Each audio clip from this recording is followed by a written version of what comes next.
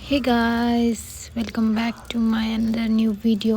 তো আজকের ভিডিওটা হবে একটা কুকিং ভিডিও।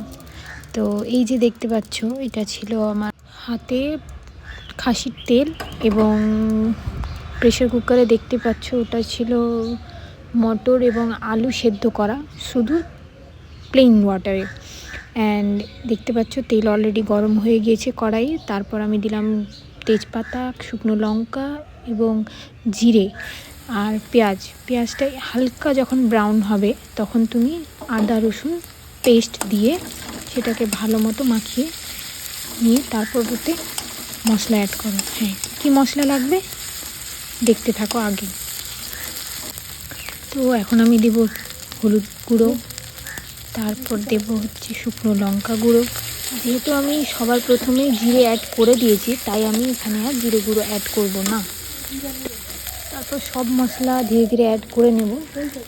অ্যাড করে নেওয়ার পর তোমরা দেখতে পাবে যে যেহেতু আদা দেওয়া থাকে, তো আদাতে না কড়াইয়ে নিচ তলাতে লেগে যায়। তো হালকা হালকা জল দিয়ে সেটাকে তুমি ভালো মতো রোস্ট করতে থাকো। দেখো কিছুটা এরকম টেক্সচার আসবে। তারপর সেই চপড করা আলু এবং তেল, খাসির তেলটা আমরা অ্যাড করে দেবো।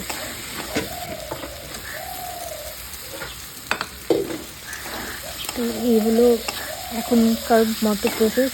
এটাকে ভালো মতো লো ফ্লেমে রান্না করতে থাকতে হবে। দেন আমি অ্যাড করলাম কিছুটা গরম মশলা এবং কাশ্মীরি লাল মির্চ অ্যাডের কারণ হচ্ছে যে কালারটা একটু ভালো আসে। তো কিছু রেড ফ্লেভার আসে, যেটার জন্য মানে দেখতেও অনেকটা ডেলিশিয়াস লাগে। তো যাই হোক, তারপর এটা ভালো মতো মাখিয়ে নিতে হবে। তো এই হলো লাস্টে কিছুটা দেখতে এরকম অলমোস্ট রেডি। তারপর ধনে পাতা অ্যাড করে দিলাম, যেহেতু শীতে ধনে ছাড়া সব কিছুই ইনকমপ্লিট। তো এই হলো আমার খাদ্য তৈরি। এতে তোমরা পেঁয়াজ কুচি, তারপর লঙ্কা কুচি, ধনে পাতা, তারপর তোমার চাট মশলা দিয়ে খেতে পারো।